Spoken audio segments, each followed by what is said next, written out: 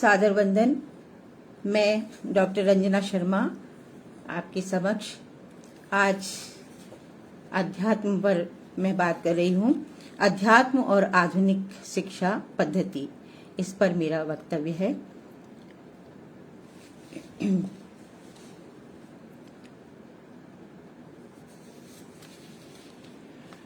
हमारा भारत अध्यात्म के का जो साहित्य है उसमें इतना समृद्ध है कि ये कहा जाता है कि स्वर्गो वैकुंठ लोको वा भारतम में न निर्णयः।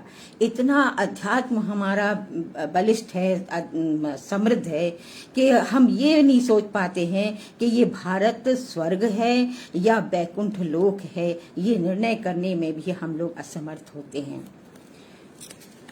तो मेरा तो आज ये विषय है कि मैं शिक्षा पद्धति पर बात करूं, तो मैं आपके समक्ष शिक्षा पद्धति पर ही बात करती हूं। प्रेक्षा आ गई हैं। नमस्कार। भारतवर्ष अवश्य भाग्यवान है इस मामले में कि यहाँ की जनता ध्यान प्रतिदिन शिक्षा की ओर आकर्षित होता जा रहा है, परंतु यह स्त्री पुरुष और बच्चे इस दिशा के लिए कौन सा पथ श्रेयस्कर है ये निर्णय नहीं ले पाते, और ये निर्णय लेने के लिए उनको बहुत तकलीफ सहनी पड़ती है। लक्ष्यहीन पथिक की भांति जिसके जो भी जिधर समझ में आता है वह उधर की उड़ान भर लेता है। अतः शिक्षा का युग होने पर भी आश्चर्य है कि स्त्री और पुरुष किसी को भी अपने कर्तव्य का ध्यान नहीं रहता है, और सोचने पर हम इसी तथ्य पर पहुंचते हैं कि हमारी वर्तमान शिक्षा पद्धति ही ऐसी है जिसने युवक और युवतियों की पवित्र भावनाओं को नष्ट प्रायः कर दिया है। तो हमारा जो इसका जो हम लोग बच्चों की तरफ ध्यान नहीं दे पाते हैं, कारण ये है कि हमारे यहाँ अधिकतर जो माता पिता हैं वो वर्किंग हैं, काम पे जाते हैं, और उससे जो बच्चे हैं वो कहीं ना कहीं अपने आप को ये समझते हैं कि हम वो दिशाहीन हो जाते हैं, क्योंकि जब वो घर से निकलते हैं माँ बाप, तो बच्चे उस वक्त सो रहे होते हैं, और जब वो सो जाते हैं तब माँ बाप घर में प्रवेश करते हैं, तो आम तौर पर उनसे मुलाकात नहीं हो पाती है, और इसलिए बच्चे बेचारे दिशाहीन से हो जाते हैं। हमारे यहाँ ये कहा गया है कि माता जो है वो सबसे बड़ी गुरु होती है। माता गुरु होती है। पितुः शतगुणा माता गौरवे चेति निश्चितम माता शतगुणः पूज्यो ज्ञानदाता गुरु। जो माता है वो सर्वप्रथम गुरु है। माता ही बच्चे को जब पैदा होता है और थोड़ा थोड़ा बड़ा होता है तो उसके बाद वही उनको बताती है कि देखो ये तुम्हारे पिता हैं, और ये तुम्हारी दादा हैं, दादी हैं, और ये तुम्हारा भाई है, ये तुम्हारी बहन है। यानी सबसे परिचय माता ही कराती है, और प्रथम गुरु वही कहलाती है। दूसरा है हमारा जो गुरु, वो है हमारा पिता। तो पिता जो हैं वो बाहरी दुनिया से हमारा परिचय कराते हैं। वो कहते हैं कि देखो बेटा, हम बाहर जाते हैं और वहां से धनोपार्जन करके लाते हैं, और सारे घर की व्यवस्था हम करते हैं, और इस तरह से घर की व्यवस्था की जाती है, ये पिता उनको बताता है। लेकिन जो गुरु है वो सबसे महान है, और वही हमको सही मार्ग दिखाता है, और वही सबसे ब्रह्मांड का भी ज्ञान कराता है। इहलोक परलोक पाताल लोक जितने लोक हैं, और राष्ट्र और अंतरराष्ट्र सबका ज्ञान वही हमें कराता है। तो गुरु जो है वो सबसे ज्यादा अहमियत रखता है हमारे जीवन में। मुझे इसके लिए एक दृष्टांत याद आता है कि कुछ तोते थे, वो एक बांस के खोखले में एक बैठे हुए थे और बड़े उदास थे। तो वहां से एक महात्मा जी निकले, और महात्मा जी ने कहा कि भाई तो तुम लोग तो हमेशा बड़े प्रसन्न चित्त रहते हो, लेकिन आज तुम इतने उदास क्यों हो, क्या बात है, क्यों रो रहे हो? तो वो बोले कि महात्मा जी हम लोग बड़े बड़े बड़े दुखी हैं। तो उन्होंने कहा भाई क्यों दुखी हो, कैसी क्या कारण है, हमें बताओ तो सही। तो उन्होंने कहा कि देखिए हम डेली यहाँ पे आते हैं और इस वृक्ष के नीचे जो ये बांस का जो खोखला सा लगाया हुआ है, इस पे हम लोग बैठ जाते हैं और जैसे ही बैठते हैं वैसे ही वो पलट जाता है और पलट जाता है, फिर हमको ऊपर आकाश दिखाई देता है और नीचे जल दिखाई देता है और हम लोग कुछ नहीं कर पाते हैं, बहेलिया आता है हमें पकड़ ले जाता है। महात्मा जी बड़े परेशान हो गए। उन्होंने कहा अच्छा तो हम तुम्हारा इसका उपचार जरूर करेंगे कि तुम जो है ऐसा करो कि जैसे ही तुम्हें बहेलिया आता हुआ दिखाई दे तो तुम ये कहना कि ऊपर आकाश और नीचे जल दिखाई दे और तुरंत पंख पसार के उड़ जाना। तो तोतों ने ये सब रट लिया, तोते रटने में बड़े माहिर होते हैं, तो उन्होंने ये रट लिया और उन्होंने अगले दिन फिर उन्होंने वही किया, वहां जाके बैठ गए पेड़ के नीचे, जो बांस लगा हुआ था, जो रॉड लगा हुआ था उस पे जाके बैठ गए और वो रॉड पलट गया। जब पलट गया तो ऊपर आकाश और नीचे जल दिखाई देने लगा उनको। तो इसमें जब जल दिखाई देने लगा तो सारे के सारे रट रहे हैं कि जब बहेलिया आता दिखाई दे, ऊपर आकाश और नीचे जल दिखाई दे तो पंख पसार के उड़ जाना। सारे रट रहे हैं लेकिन उड़ एक भी नहीं रहा। अब वो फिर नेक्स्ट डे फिर गए बैठे हुए उदास, क्या अरे महात्मा जी आपका जो फॉर्मूला था वो भी फेल हो गया, बकवास है, हम लोग तो फिर पकड़े गए, हमारे जितने लोग आए हमारे भाई बंधु थे वो बार बार पकड़े जाते हैं, हम लोग बड़े परेशान हैं। बोले अच्छा ठीक है, कल जब तुम लोग जाओगे तो हम तुम्हारे साथ में आएंगे। तो महात्मा जी वहां पे पहुंच गए और उन्होंने देखा कि जैसे ही बहेलिया आया और ये सारे के सारे रट रहे हैं कि ऊपर आकाश नीचे जल दिखाई दे और पंख पसार के उड़ जाना, पंख पसार के उड़ जाना, लेकिन उड़ा एक भी नहीं। तो महात्मा जी ने समझ लिया कि भाई इनके लिए गुरु का ज्ञान होना अत्यंत आवश्यक है।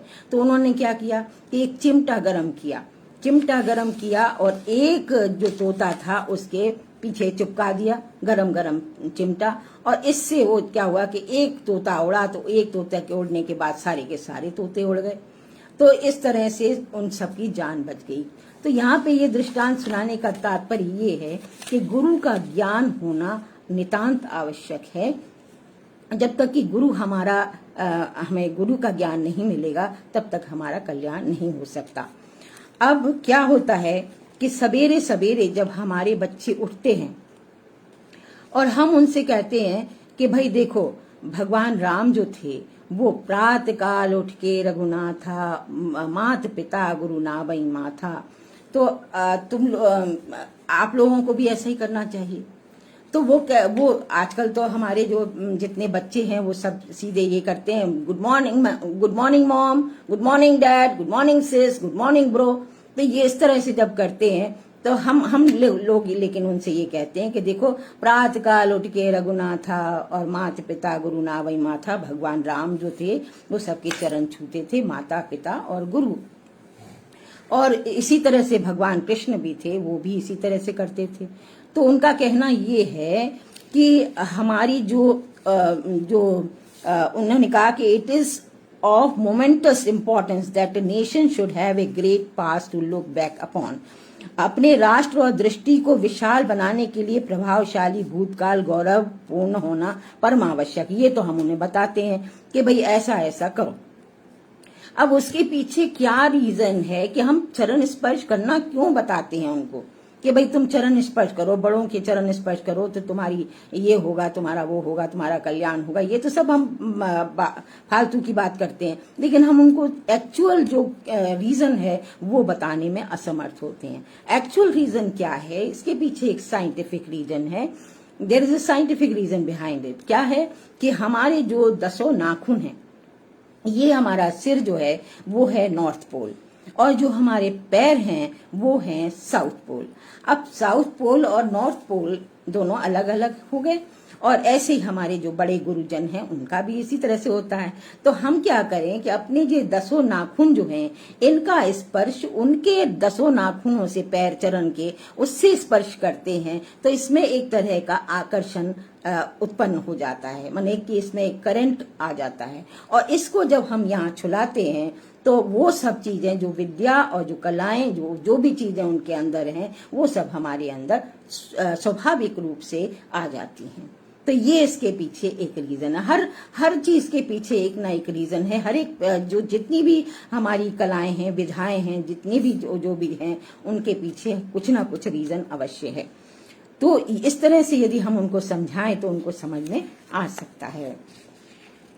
फिर अगर हम उनको इस तरह से छोड़ दें कि भाई हम तो जा रहे हैं बाहर, अब वो क्या है कि बहुत सी जो माँ बाप हैं वो तो पढ़े लिखे हैं, लेकिन कुछ ऐसे माँ बाप हैं जो कि अशिक्षित हैं या थोड़ा बहुत शिक्षा जिन्होंने ग्रहण की है। तो हमारा कर्तव्य क्या है कि आज अब जो जैसे हमारे यहाँ बहुत सारे ऐसे हुए हैं महाभारत में, और हमारा जो अध्यात्म है, जितनी भी साहित्य हमारा कितना समृद्ध है। जैसे कि हमारे 4 वेद हैं, 18 पुराण हैं, 6 शास्त्र हैं, और हमारी रामायण है, हमारी महाभारत है, हमारा गीता है, हमारी गुरु ग्रंथ साहब हैं, बाइबल हैं। तो तमाम तरह की इस तरह की आध्यात्म जो हमारी संपत्ति है वो बहुत ही विशाल है, बहुत ही विशद है। और भारतीय इतिहास का पर्यवेक्षण और गवेषणा से पता चलता है कि हमारी जो आर्य माताएं थीं, जिन्होंने अपने आध्यात्मिक विशुद्ध जीवन के अमिट संस्कार उनके हृदय और जीवन पर अंकित किए हैं, जो उनके जो पुत्र और पुत्रियां थे उनके अंदर ये सब चीजें हमको दिखाई देती हैं। जैसे कि कर्ण को अर्जुन को ले लीजिए, कर्ण को ले लीजिए, भीष्म पितामह को ले लीजिए, अभिमन्यु को ले लीजिए, पृथ्वीराज, प्रताप, शिवाजी, गुरु गोविंद सिंह। तो इनमें क्या था, इनकी माता के गर्भ से ही महान संस्कार प्राप्त हुए। और ध्रुव और प्रहलाद को ले लीजिए, इनमें क्या था, इनमें भक्ति प्रबल थी, इनमें भक्ति का मार्ग के ये अनुयायी थे, और इसलिए भक्त प्रहलाद कहलाते हैं, ध्रुव कहलाते हैं। तो ये इनमें संस्कार कहाँ से आए? इनमें संस्कार पहले से ही विद्यमान थे। तो जब हम अपने बच्चों से ये कहते हैं कि भाई ऐसे चलो, ऐसे चलो, ऐसे चलो, जैसे राम चले वैसे चलो, जैसे राम जी को गुरु गए गए पढ़न रघुराई, अल्पकाल विद्या सब आई। अरे भाई वो बच्चे तो काटने हर बात को, उनके पास तो हर बात का जवाब होता है। तो वो कहते हैं कि भाई वो तो भगवान थे और लीलाएं करने आए थे, तो वो तो पहले से ही विद्वान थे, तो अल्पकाल विद्या सब आई, तो उनको अल्पकाल में विद्या तो आई जाएगी। तो फिर इसके बाद हमारी विदुषी स्त्रियां भी कम नहीं थी। हमारी जो द्रौपदी थी वो बहुत विदुषी थी, जो राज्य संचालन करती थी, महाभारत में युद्ध मंत्रणा सभा में अपने पतियों के साथ रहती थी। दमयंती इतनी सुंदर और सुयोग्य थी कि उनको स्वयंवर के लिए देवता भी मनुष्य वेश में पृथ्वी पर आए। अहिल्याबाई विदुषी थी, और अरुंधति, और ऐसे करके तमाम सारी जो विदुषी महिलाएं हैं। तो इतनी सारी विद्वान महिलाएं हमारे देश में हुई हैं। तो आधुनिक परिवेश में पल रहे बच्चों को हम कैसे अपने सुखद संस्कारों की ओर उन्मुख कर सकते हैं, तो वह हमें बताना पड़ेगा कि हम उनका उदाहरण दें तो सही, लेकिन उन पर थोपे नहीं। अब जैसे हम अपनी जिज्ञासाएं, आज हम आजाद हैं, हमें अवसर मिला है, हम शिक्षा के क्षेत्र में क्रांति ला सकते हैं। जी हाँ, हम क्रांति ला सकते हैं। प्रत्येक पुत्र और पुत्री से माता पिता का यह आवश्यक कर्तव्य है कि अनिवार्य शिक्षा के साथ साथ अपनी संतति के रुचि का ध्यान रखें और उसके मनोनुकूल शिक्षा देकर ही उसे आगे बढ़ा सकते हैं। हम अपने बच्चों पर अपनी जिज्ञासाएं थोपे नहीं। हम तो हर एक माता पिता चाहता है कि हमारा बच्चा डॉक्टर बने, IAS बने, PCS बने, और इंजीनियर बने, ये बने, वो बने। हर माँ बाप चाहता है कि हमारा बच्चा हर क्षेत्र में आगे जाए, हर कला में निपुण हो। लेकिन हमें इस बात का भी ध्यान रखना चाहिए कि हमारे बच्चे की रुचि किस क्षेत्र में है। अगर हमारे बच्चे की रुचि साहित्य में है, वो साहित्य में जाना चाहता है, साहित्य में कुछ कर्म करना चाहता है, कुछ कविताएं लिखना चाहता है, कोई लेख लिखना चाहता है, निबंध लिखना चाहता है, और हम उसको डॉक्टर की तरफ पेल रहे हैं कि नहीं भैया तू तो डॉक्टर बनना चाह, हमारे उसका सम्मान का हमारे उसका सवाल है, हमारी नाक का सवाल है। देखो पड़ोस में कितने बच्चे डॉक्टर बन गए, कितने इंजीनियर बन गए, और तुम ऐसे रह जाओगे तो हमारा क्या होगा, हम कैसे अपना मुंह दिखाएंगे ना। हमें उनकी रुचि का ध्यान देते हुए उन्हें आगे बढ़ाना है। अच्छा, अब क्या होता है, हमारे यहाँ गुरुकुल की परंपरा थी। गुरुकुल में हमारे राम जी भी गए, पहले जो उन्होंने शिक्षा दीक्षा ली वो अपने वशिष्ठ जी से ली, और फिर इसके बाद उनके विश्वामित्र आश्रम चले गए, वहां पे उन्होंने कई सारी विद्याएं अर्जित की। इसी तरह से हमारे कृष्ण जी थे जो संदीपन गुरुकुल में गए, संदीपनी जी से उन्होंने शिक्षा दीक्षा प्राप्त की। तो इस प्रकार से तो हर गृहिणी और आदर्श माता यही दो काम रह जाते। माता का उत्तरदायित्व शब्दों द्वारा वर्णन करना कठिन है। माता जो है, जो दायित्व माता का है वो कहीं आपको मिल नहीं सकता। परिवार के सारे कार्यों की निरीक्षिका भी वही होती है। इस महान दायित्व को समझने और पूर्ण ज्ञान प्राप्त करने के लिए इस प्रचलित आधुनिक शिक्षा पद्धति में क्या विधान है, यदि इसका उत्तर नहीं है तो इस शिक्षा की निरर्थकता भी सिद्ध हो जाती है। अब हम अपने बच्चों को यूं भी नहीं छोड़ सकते कि भाई जो तुम्हारी इच्छा हो वो तुम करो और हमने तुम्हारे ऊपर सब छोड़ दिया ना, ऐसा भी नहीं हमें करना। हमें क्या करना है कि हमें ये करना है कि हमें उनसे केवल 3 प्रश्न पूछने हैं। 3 प्रश्न कौन से हैं कि मान लीजिए हम बहुत व्यस्त रहते हैं, हम सवेरे से शाम तक अपने बच्चों से मिल नहीं पाते हैं, लेकिन रात में जब हम आते हैं तो अपने बच्चों से मिलते हैं, खाना पीना संग में खाते हैं और उनको साथ बैठाते हैं। तो उनसे हम केवल ये प्रश्न पूछें कि आज दिन में तुम कहाँ थे और क्यों गए थे और तुमने वहां पे क्या किया। ये 3 प्रश्न यदि हमने उनसे पूछ लिए, और ऐसे भी नहीं हमें पूछना है कि ओए तुम कहाँ थे आज और क्यों गए थे और वहां क्या किया तुमने, नहीं। पूछने का भी तरीका होता है। हम बड़े पोलाइटली और बड़े नरमई से उनसे ये बात कहें कि बेटा तुम आज कहाँ थे और वहां क्यों गए थे और वहां तुमने क्या किया। तो यदि हमने ये 3 प्रश्न उनसे पूछे, तो अगर इन प्रश्नों को हमने बड़ी खूबसूरती से उनसे पूछा तो उनके अंदर एक प्रकार का लगाव पैदा होता है, एक अट्रैक्शन, एक लगाव, एक स्नेह, एक प्यार उनके अंदर उत्पन्न होता है कि देखो हमारे माँ बाप हमारे से दिन भर अलग रहते हैं लेकिन हमसे कितने कंसर्न है, हमारे बारे में कितना सोचते हैं कि हम आज कहाँ गए थे, कैसे गए थे और किससे मिले और हमने क्या किया।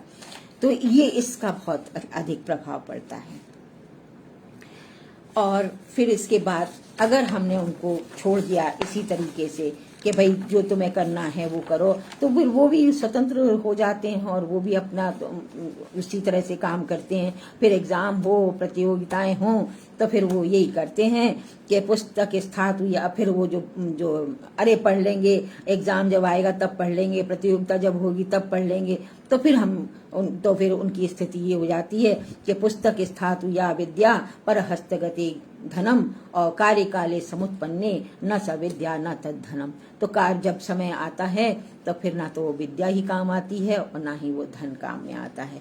और इसी तरह से वो जब विलासिता की ओर दौड़ते हैं कि हमें तो पंखा चाहिए, हमें तो एसी चाहिए, पढ़ें कैसे, यहाँ पे तो लाइट नहीं है, यहाँ पे ऐसे भी हमने देखे हैं जिनके पास लाइट नहीं होती है, बाहर चौखंबे पे पढ़ते हैं और IAS बन जाते हैं, बड़े बड़े पदों पर वो चले जाते हैं। तो हमें उन्हें बताना है कि सुखार्थी व त्यजेत विद्या, विद्यार्थी व त्यजेत सुखम, सुखार्थी ना कुतो विद्या और नास्ति विद्यार्थी ना सुखम। विद्यार्थियों को सुख नहीं है, विद्यार्थियों को तो लगना पड़ता है, उनको देखना पड़ता है उनको। और इसी तरह से हम अपनी संस्कृति को, अपनी सभ्यता को कायम रख सकते हैं।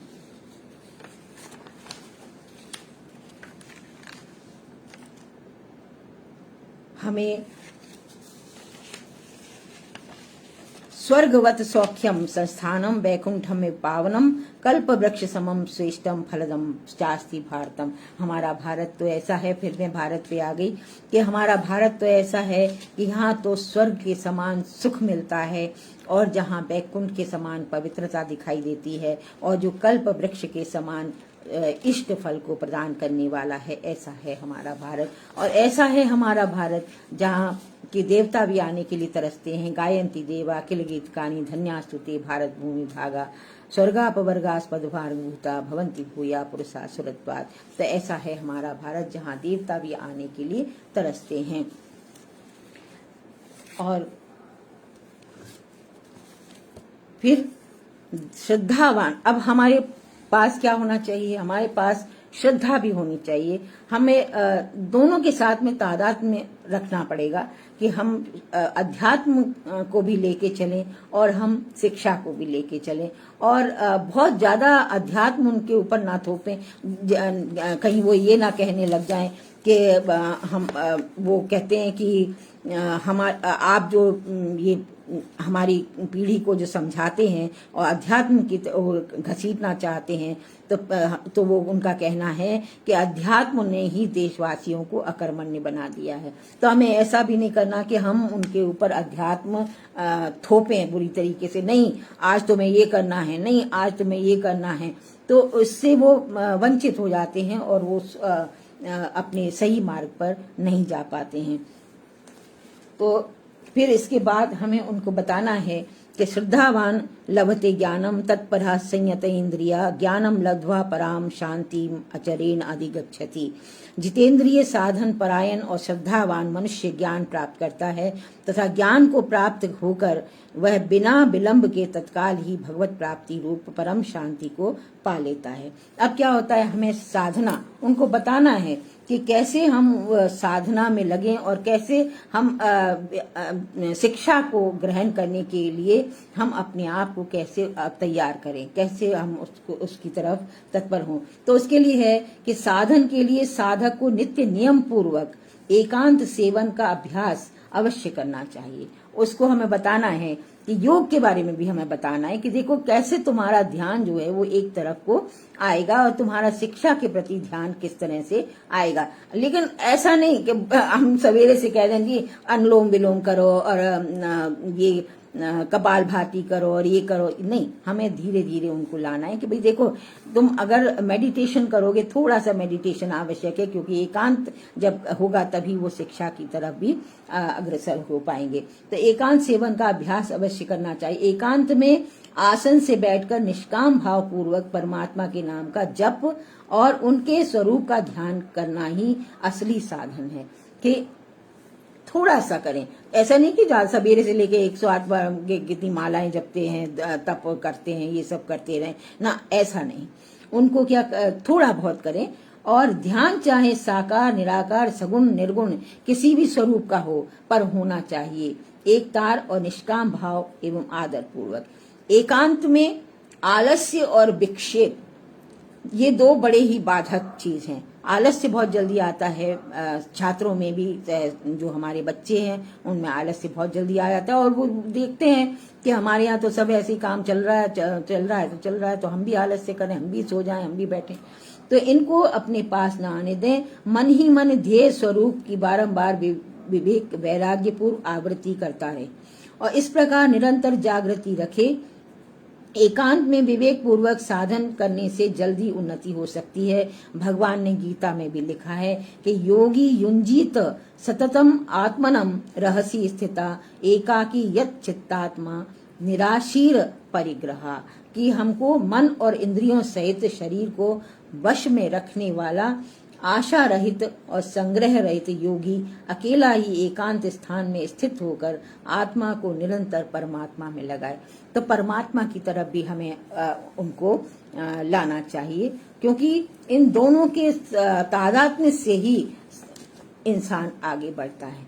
धर्म भी होना और शिक्षा भी होना, तो दोनों को हमें एक रूप करना है, तभी उनमें इस तरह की भावना जागृत होगी।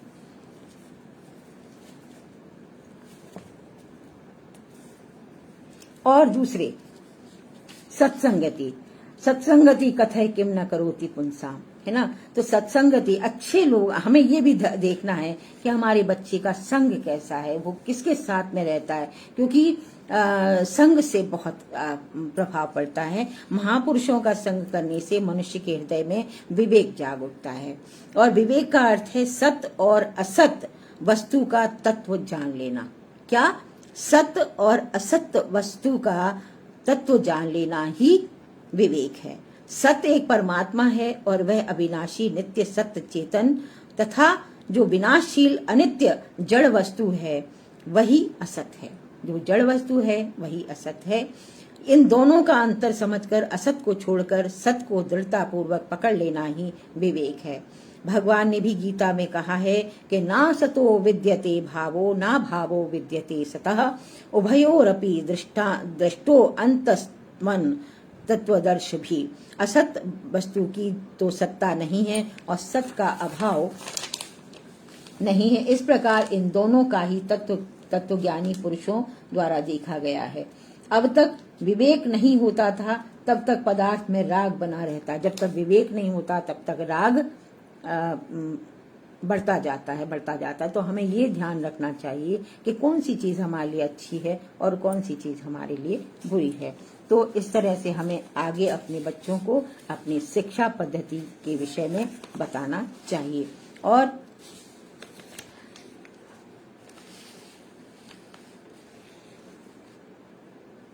आज जो हमारी स्त्रियां हैं, आज हमारी जो बहनें हैं, वो हर क्षेत्र में पुरुषों से भी आगे बढ़ के चली जा रही हैं।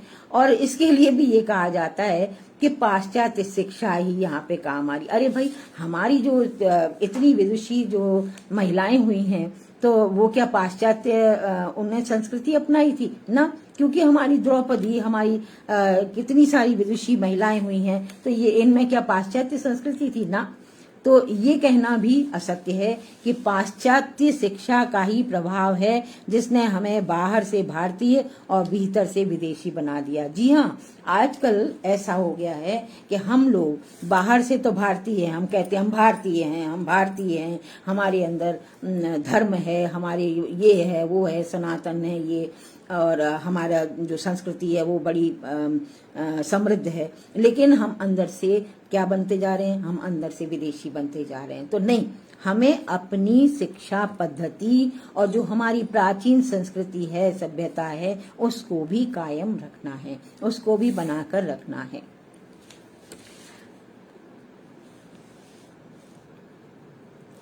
और हमें अपने बच्चों से कहना है कि हम कैसे अपने सुखद संस्कारों की ओर उन्मुख कर सकते हैं, ये हमको ज्ञात होना चाहिए। आदरणीय राजेंद्र सर, बहुत बहुत स्वागत है। सुनीता शर्मा जी, कल्पना विजय जी, अनिल कुलश्रेष्ठ सर, बहुत बहुत स्वागत है आपका। आपने सुना। तो हमें उन बच्चों को ये बताना है कि तुम में सूर्य का तेज है। बच्चों, तुम सूर्य का तेज रखते हो और चंद्रमा तुम्हारे मुख की छवि है। तुम्हारे अंदर चंद्रमा भी विराजमान है और फूलों की तुम्हारे अंदर मुस्कान है और वाणी में तुम्हारी कोयल विराजती है। तो और समुद्र सी तुम्हारे अंदर गहराई है। हमें उन्हें कभी भी हतोत्साहित नहीं करना है, हमें उन्हें हमेशा प्रोत्साहित करना है। कैसे प्रोत्साहित करना है? कि बच्चों, तुम्हारे अंदर सूर्य का तेज है, तुम्हारे अंदर चंद्रमा की छवि तुम्हारे अंदर विराजमान है, तुम्हारे अंदर फूलों की मुस्कान है और तुम्हारी वाणी में कोयल विराजती है। तुम बड़ी मिठास भरी वाणी बोलते हो और तुम्हारे अंदर समुद्र सी गहराई बसी हुई है। तुमसे ही यह विश्व सजीव और सौभाग्यशाली है। तो यदि हमने उनको इस तरह से करा तो वो निश्चित रूप से हमारे जो अध्यात्म की ओर उनको ले जाना चाहते हैं, तो वो अध्यात्म की तरफ भी ध्यान देंगे और अपनी शिक्षा की तरफ भी ध्यान देंगे और आने वाले भविष्य की ओर भी अपना ध्यान लगाएंगे। तो हमें उनको कैसे मोल्ड करना है, ये सारा का सारा दायित्व किस पे आता है? सारा का सारा दायित्व माँ बाप पे आता है और हमारे गुरुजनों पे आता है, क्योंकि वो हमेशा बच्चा जो है वो तीनों के संपर्क में रहता है, तीनों के संपर्क में रहता है और तीनों से ही वो गाइडेंस लेता है। तो हमें उनको यही बताना है। तो नेदम भारतवर्षम अस्ति तदिदम स्वर्गांगनम वर्तते। हमें ये बताना है कि ये भारत जो है ये स्वर्ग का आंगन है। इस अब बहुत से बच्चों में ये आ जाता है कि जी हमारे भारत में कुछ नहीं है, यहाँ तो बेकार है, यहाँ तो रहना सड़ा है, यहाँ किसी का भविष्य बन ही नहीं सकता है। अरे भारत में भी भविष्य बनता है, यहाँ भी लोग ऊंचे ऊंचे पदों पे पहुंचते हैं, यहाँ भी व्यापार होते हैं, यहाँ भी सब कुछ होता है, सब कुछ है हमारे भारत में, क्या नहीं है। तो उन्हें अपने भारत के विषय में भी बताना चाहिए कि हमारे भारत में सब कुछ है। स्वर्गो वैकुंठ लोको व भारतम में न निर्णया। अब वो वास्तव में वो लोग इस निर्णय पे नहीं पहुंच पाते हैं कि ये हमारा भारत कैसा है कैसा नहीं है, तो इसके बारे में भी हमें उनको बतलाना चाहिए।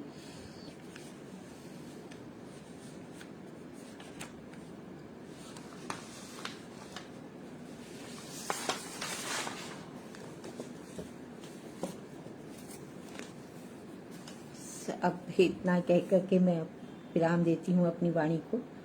धन्यवाद। सबको नमस्कार। आप लोगों ने मुझे सुना और आप लोग सही समय पर आ गए। मैं ही थोड़ा सा विलंब से आई, तो क्षमा चाहती हूँ। धन्यवाद आप सबका।